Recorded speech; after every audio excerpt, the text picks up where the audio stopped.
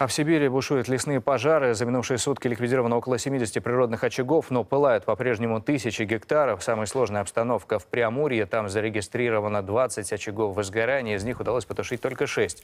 На борьбу с огнем из Хабаровского края в Амурскую область направлены вертолеты, предназначенные для сброса воды. В регионе действует режим чрезвычайной ситуации.